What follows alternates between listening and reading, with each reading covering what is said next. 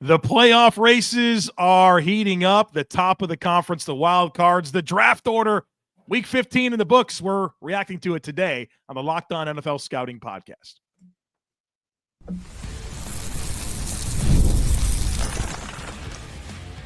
You are Locked On NFL Scouting with the Draft Dudes, your daily podcast for NFL and college football scouting. Part of the Locked On Podcast Network, your team every day. What's better than this? It's guys being dudes here on the Locked On NFL Scouting Podcast. We're the Draft Dudes. I'm Joe Marino from Locked On Bills. He's Kyle Crabbs from Locked On Dolphins. And we are your NFL experts here with you daily to talk team building across the league on the Locked On NFL Scouting Podcast with the Draft Dudes, part of the Locked On Podcast Network, your team every day. Want to issue a big thank you, shout out, and welcome to our everydayers. Those of you who never miss a single episode, we appreciate y'all being here very, very much. Today's episode is brought to you by FanDuel. You can start the season with a big return on FanDuel. New customers can place a $5 bet, and you'll get started with $150 in bonus bets if you win your first $5 bet. Just visit FanDuel.com to get started. Joe, happy Victory Monday to those who are celebrating here on Monday, December 16th, 2024, Week 15. Almost in the books. We have the doubleheader tonight. I knew you were going to catch me on that. Bears and Vikings, and then Falcons, Raiders. Not really a whole lot of playoff implications, especially with the Bucks beating the Chargers. Seems as though we were kind of side-eyeing the Falcons. You expect they kind of get that win against the Raiders, but Bucks with an impressive statement win, outscoring the Chargers 27-0 in the second half of that football game. We'll get into both of the AFC and NFC playoff races, plus the NFL draft, top of the pick chart race here today on the show. Let's look at the NFC playoff race first. Where would you like to start? Well, I think the race for the top is what is now interesting, with Philly getting a big win over Pittsburgh, the Lions taking a loss to the Bills. You got both teams now at 12-2 with 3 to play. And of course, the Philly's Lions gonna win the rest of their games.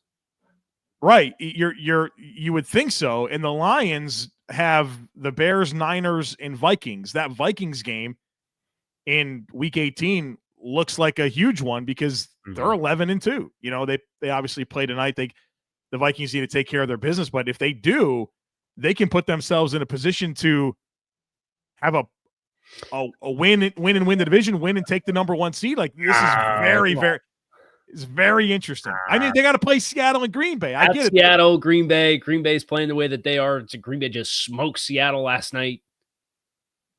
A quarterback. I promise you, Minnesota and Detroit will not play for the division in week 18. I promise you. That's a promise. I promise you. Late season football, weird things happen, man. I promise. Really? I cannot imagine. You feel crazy confident in that. Yeah, I do. Well, it's at least interesting that we have 3 2-loss teams now in the NFC, and there's obviously the North on the line. Yeah, it's pretty significant. I think that's the story right now in the NFC. Yeah, I think so as well. And I think the other race that's really fascinating, we just alluded to Seattle, but the Rams, the Red Hot Rams, now in first place. Yeah. And is Seattle taking the loss that they did to Green Bay, losing 30-13 last night. Just felt like teams on 2 totally different trajectories, I thought, with just kind of the tone in which both teams played. Obviously Green Bay had have you seen the numbers on Green Bay's losses this year? What you got? So they've lost 4 games this year. They lost to Philadelphia by 5 in week 1. They lost to the Vikings by 2 in week 4. They lost to the Lions by 10 and then to the Lions by 3. And those are their 4 losses this year. It's tough. It's in this. They're going to be 3rd in the division. They are going to be 3rd in the division. Although they could theoretically chase Minnesota. Like if Minnesota loses to Green Bay in week 17 and then Minnesota loses to Detroit in week 18, you could theoretically pass them. Yeah. But the point being, Green Bay is a team I mean, they've scored 30-plus points in 3 straight games, and that includes games against Mike McDonald's Seahawks defense. That includes Detroit. That includes a Dolphins defense that at least scores well in some metrics. They put 38 on the 49ers. That's not a team I would want to see coming to town either. No. But for Seattle, now you have to try to stave off the team that nobody wants to see coming to town from your division in LA, and you play at the Rams in week 18. Yeah, and obviously the injury with Geno Smith is something we'll be paying attention to. But Seattle, after their little win streak coming out of the bye, I mean, very consequential loss, going from hosting a playoff game to now you're on the outside looking in, and the Commanders survive the Saints. That keeps them in that sequence that was. Yes, it's insane. Yeah. Stopping the clock there. Right. Sketchy. Almost bites you with a 2-point attempt there at the end. How about this Lions contest? If people want to hear, I assume your full breakdown of the game, they can get it over at Locked On Bills. I had a few things to say, yeah. I bet you did. What's your central theme from Detroit side of things, though? The defensive injuries are just becoming too ridiculous. They potentially have season ender for McNeil, who had a non-contact knee injury. Carlton Davidson go down. Pardon? They had another corner go down too. 2 of them. Yeah, they had Khalil Dorsey go down with season ender, and then something happened with Carlton Davis's jaw. And it was, if you listen to Dan Campbell after the game, they said that could be, he said he was concerned about it could be season ending as well. That's just a crazy amount of attrition on that side of the football. Mm-hmm. Obviously this is not back-to-back weeks where they've had defensively. They gave up 31 to the Packers. They gave up 48 to Buffalo. Both games at Ford Field. Like you just expect a better showing from the defense. And I think, their pass rush has been highly ineffective. They live in man coverage. They live in base defense, and teams with versatile playmakers like the Packers and Bills are going to be able to eat that up. And so you're putting a lot on your offense, and they're a team. Detroit's a team that's going to be at their best when they can run the football with Montgomery and Gibbs and do their play action. They're like a 40% play action team. Well, if the game script gets away from them like it happened yesterday, all of a sudden they run the ball 15 times for 35 yards and they have a play action percentage of 14%, right? Like they can't afford to – they're just ruining the best parts of their team if they're going to not be able to play defense, which is understandable based on their losses, but man coverage, base defense, like schematically, I think you can help yourself. And I think they got to start considering some different choices on that side of the football. I want to talk just real quick about the end of game sequence with Pittsburgh. Did you see how many plays Pittsburgh got and how many possessions Pittsburgh got? Yeah, the second slate on Sunday, I'm pretty much dialed in on the Bills and that was about it. So okay, so Pittsburgh had 2 possessions in the second half. Wait, no, right. No, you didn't say that. What? Pittsburgh had 2 possessions in the second half. That's not real. That's not real. Joe, Philadelphia finished the game. They were up 27-13, which was the final score. Philadelphia took over with 10:29 left in the fourth quarter from their own 3-yard line and possessed the ball to end the game. That's unfathomable to me. 21 plays, 10-minute and 29-second possession to end the game. The game. You're kidding. I've never heard of that. I am not kidding. I'm not going to try to one-up you, but something else crazy happened when you think about that. The Lions had a scoring drive of 16 plays, 70 yards that spanned 1 minute and 51 seconds. 16 plays. The Steelers had the ball twice in the second half. Correct. Has that ever happened in the history of football? So Philly got the ball to start the second half, and they kicked a 41-yard field goal with 7:55 left in the third quarter. So they took half the third quarter.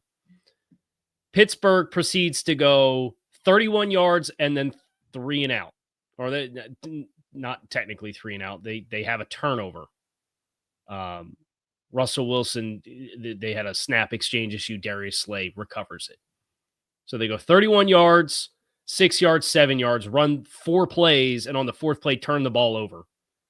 Philadelphia takes over with 5:50 left in the 3rd quarter, and they possess the ball and score a touchdown to break it open from 20-13 to 27-13, and they went from 5:50 to 4:17 in the 4th quarter.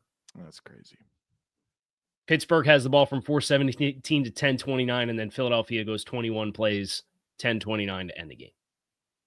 And the reason I bring that up is mathematically speaking, it's probably not going to happen. But since 1950, the Baltimore Ravens in 2019 finished with the most rushing yards in a season with 3,296 yards. Philadelphia is at 2,600 right now. They need to average like 220 across the final 3 games to achieve that feat. So it's probably not going to happen. But you do look at the last 5 games, Philadelphia in 3 of those 5 games has rushed for 228, 314, and 209. I'm just saying. We'll be watching that for sure. 2 possessions. And they rushed for 228 against Washington the first time they played them this season. When they played Dallas, they rushed for 187 the first time they played them. And when they played the Giants the first time, they passed for 70 yards and rushed for 269. So if you added the rushing performances from the first 3 times that they played those 3 division games, I actually think they would average the amount of yards that they need, in the last 3 games of the season. All right, we will be monitoring the Eagles' historic pace here to close out the season. The other side of it, we're getting into the AFC playoff race. Folks, be sure to stick with us. This podcast is sponsored by BetterHelp. Folks, I love this time of year. My wife works really hard to make our home warm and cozy during the Christmas season. How do you stay cozy during the winter months? For some, wrapping up in a blanket with a mug of hot chocolate or watching a movie with family is the best way to spend the month of December. Therapy is a great way to bring yourself some comfort that never goes away, even when the season changes. If you're thinking of starting therapy, give BetterHelp a try. It's entirely online, designed to be convenient, flexible, and suited to your schedule. All you do is fill out a brief questionnaire. That'll get you matched with a licensed therapist. You can switch therapists at any time for no additional charge. Therapy is helpful for learning positive coping skills and how to set boundaries. It empowers you to be the best version of yourself. It's not just for people who have experienced major trauma. Find comfort this December with BetterHelp. Visit BetterHelp.com/lockedon today to get 10% off your first month. That's BetterHelp, HELP.com/lockedon. It's that time of year. The college football playoff is back. And with a newly expanded 12-team format, it's guaranteed to be bigger and better than ever, bringing you all the hard-hitting and high-flying excitement that you love. TNT Sports coverage of the college football playoff begins December 21st, starting with the college football playoff kickoff show presented by AT&T at 11 a.m. Eastern. Leading into our first matchup, the Southern Methodist University Mustangs battling the Pennsylvania State Nittany Lions at noon, and the Clemson Tigers look to upset the Texas Longhorns in a showdown at 4 p.m. Eastern. Don't miss a moment of the action. Watch the college football playoff presented by Allstate live on TNT, True TV, TBS, and Max. I have one other Philadelphia Eagles note. Okay. How many turnovers do they have offensively in the last 10 games? Giveaways, you mean? How many giveaways do they have in the last 10 games? I don't know. I would guess 8. 5. That's healthy. That's good. 5. Good spot to be. They've had 0 turnovers in 7 of those 10 games. Looks like AJ Brown got the ball a little bit. Yeah, a week too late for my fantasy team. Oh, I needed one win to get in the playoffs. Pour one. I didn't get it. Yeah. No one cares about my fantasy team, though. They do care about the AFC playoff race, though, which is probably set. The teams? Yeah, I feel like the teams are set. It's just maybe some order stuff. So the Texans, with their win and the Colts loss, clinched the South, so that one's locked in. The Bills have clinched the East. You're going to get Baltimore and Pittsburgh out of the North. Cincinnati, they're 6-8 as well. So you get the Colts, the Dolphins, and the Bengals at 6-8. They're all 2 games out with 3 to play. they're probably all cooked. Yeah, if the Chargers win one, it's it, right? Yeah. We probably have the 7 teams. Although I would say for the Chargers, they can't run the ball and they can't stop the run. I don't think they have a chance in playoff football. So they're gonna go on the road. They're gonna go to Kansas City, Buffalo, or Pittsburgh. Like you're gonna be that lush California indoor but outdoor team. That's gonna go play in either Kansas City or Buffalo or Pittsburgh. Right. And it's not going to be a very fun experience for a team that's struggling with both of the run elements of playing football. So that'll be interesting. We'll play the game. We'll see what happens. But I do feel like that it's kind of locked in, and the race for the 1 seed is at least interesting. The Chiefs 13-1 keep winning. Patrick Mahomes high ankle sprain. I don't know if it matters with Mahomes. It feels like whenever his ankle's hurt, he plays his best football. But they do have Houston, Pittsburgh, and Denver to close out the year. If they lose 2 or 3 and the Bills win all 3, the Bills are the 1 seed, and they have 2 against the Patriots and the Jets. 2 of those at home. You have to assume the Bills are going to be 14-3. I mean, and if you're not, it's because you lose the last game and sit starters if you're clinched to not get a bye. That's kind of what it feels like is building for Buffalo. Exactly. Well, and it just becomes interesting with Kansas City, and can they continue to win? And if Mahomes is banged up, how much more difficult does that make their script? So that's something to pay attention to. But Browns, Kansas City holds off Cleveland. The Bills get a big win over Detroit. Bills offense is on another planet right now with how they're scoring, and Josh is to me nothing with that X-ray. I know he went and got an X-ray. Yeah, he's nothing. He said it was for peace of mind because it felt funky or something. But I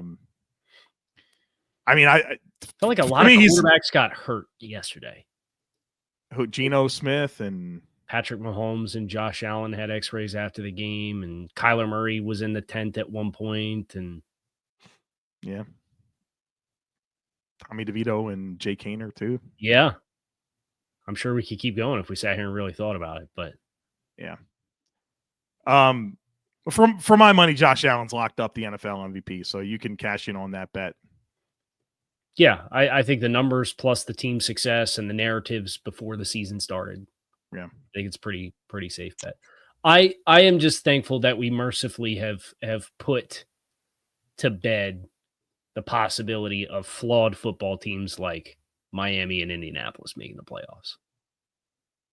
Well, they were in it until they weren't, right? I mean, and I think both teams had circumstances throughout the season that complicated their picture late in the year. But yeah, they couldn't lose this week. I have a trivia question for you for the Colts.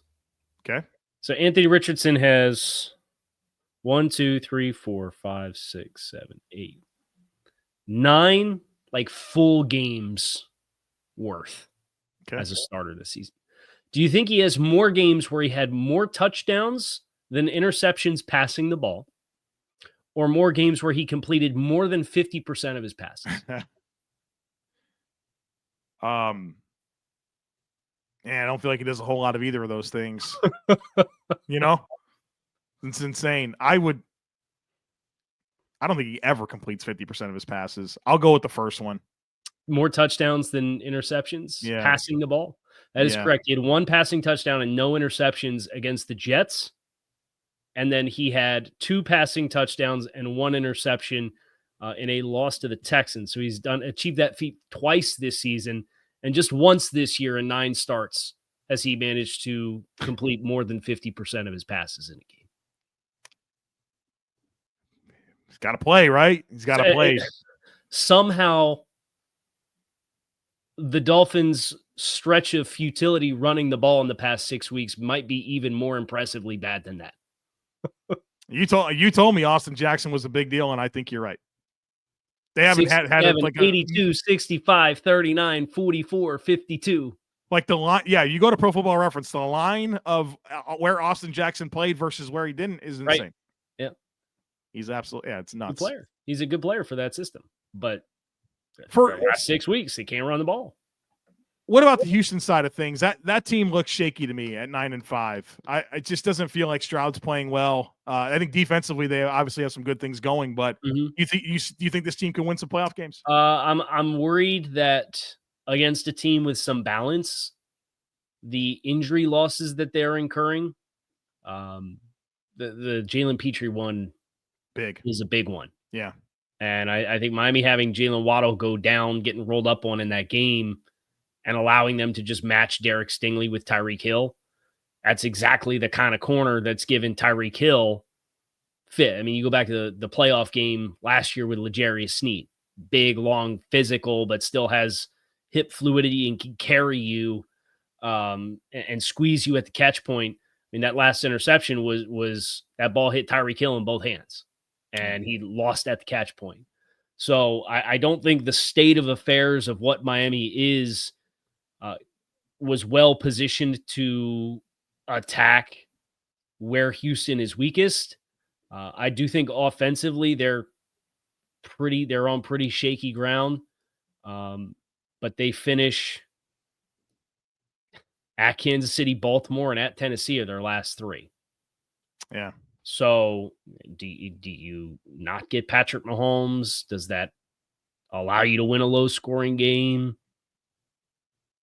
I don't think they'd beat Baltimore. And I might pick, depending on what their draw is from a playoff perspective, like I might not pick them to win a first round playoff game. Yeah. Because they're probably going to get the 5, and that's probably Baltimore/Pittsburgh. Like, yeah, they're going to play that matchup for them. Yeah, that's what's going to happen. They'll get to host them, but I don't know. It seems like the Texans is out of the bye. They're +3 in takeaways. They win by 1 score. Yeah.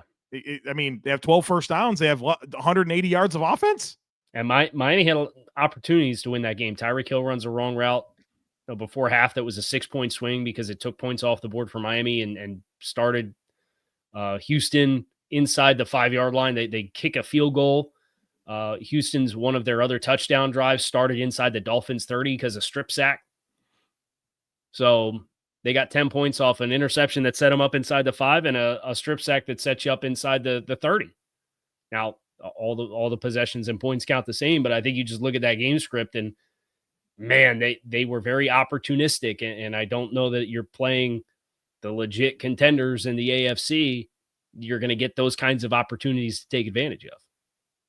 Real quick, shout out Baltimore, take care of business against the Giants. Lamar with 5 touchdowns, and Denver wins ugly, but wins over the Colts. A big game there for them to improve tonight. A little clown car experience there with 12 minutes left in the fourth quarter. The double pass, Nick Benito.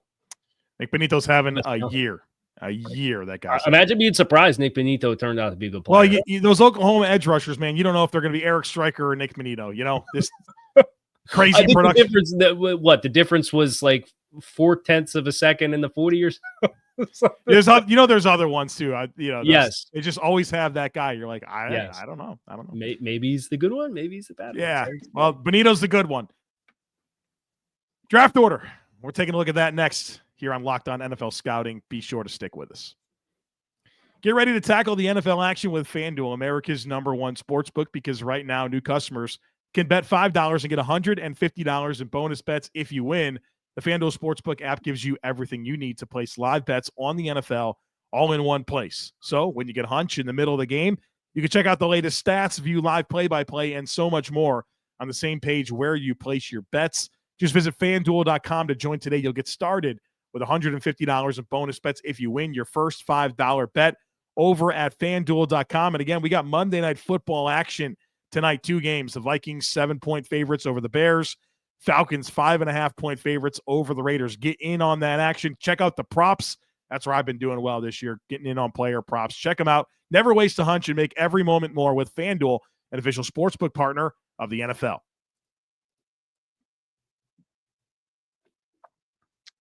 Race for the #1 overall pick. New York Giants holding serve, getting smoked by Baltimore. Yep. The Raiders play tonight. And the best advice I can give the Las Vegas Raiders tonight is do not win this football game. You would go from 2nd to 6th in the draft order. Costly. If you won and are only, seventh, you would go to seventh because your strength of schedule is stronger than that of the Cleveland Browns, who are also 3-11. Don't do it. That's what's on the line. Like, there's teams, Chicago, if they win, they go from 9th to 10th. Okay? Yeah, right. You already got a quarterback in place, trying to get some enthusiasm around your program and try to develop a winning culture amidst a fired head coach and finish strong and everybody's playing for job. Go win tonight, Chicago. Go beat the Vikings. That'd be great for you. Raiders, can't happen because you're one of those teams that needs the quarterback. And for you to have to fall back to 7th, and now you're behind Tennessee, you're vulnerable for other teams that might be interested in trading up. It is interesting, though, because if they went to 7th, New England would move up to 2. Do they need a quarterback? That doesn't seem like it. Jacksonville? No, they're pretty locked in on that Carolina? guy. Carolina?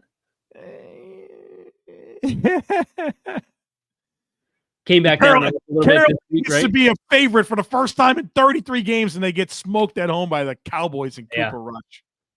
Come on. I just saw the graphic about that. Like, Bryce Young will start his first game as favored in the NFL. I mean, boys just fumbling the ball left and right. This is an ugly game. And then Tennessee, who Will Levis experienced a regression of his own right. You know, maybe, just maybe, Mason Rudolph will finally start a game by choice, even though I feel like it's kind of happened. It's kind of happened, but I know that was your bold bet for Tennessee. Come on, everything that I thought would happen has happened other than... You're right. It's a terrible fit. I think that's, as you look at mathematically where we're at, the Jets sit at number 8 with 10 losses. Probably going to have Chicago sitting at 4-10 as well. That feels like the cutoff, right? It's those 7 teams that are separated by 2-12 or 3-11. Yeah. Now, that's still a quarter of the league. Right. Which is really fascinating, but I'm really excited to see how it all shakes out and plays out. Like, best thing that could have happened to Jacksonville yesterday was losing that game to the Jets. What a masterful job by Jacksonville at the end. I mean, you're talking about an amazing job of giving up back-to-back touchdown drives late, throwing the pick late on the last drive, making sure you didn't win the game. I mean, letting Devontae Adams go off. It was exactly what Jacksonville needed to do. So, looking at the remainder of schedule for these teams, you know who plays next weekend, right? I'm sure all the teams. Which one in particular? Very, very funny. Well done. Yeah. Jacksonville plays Las Vegas next week.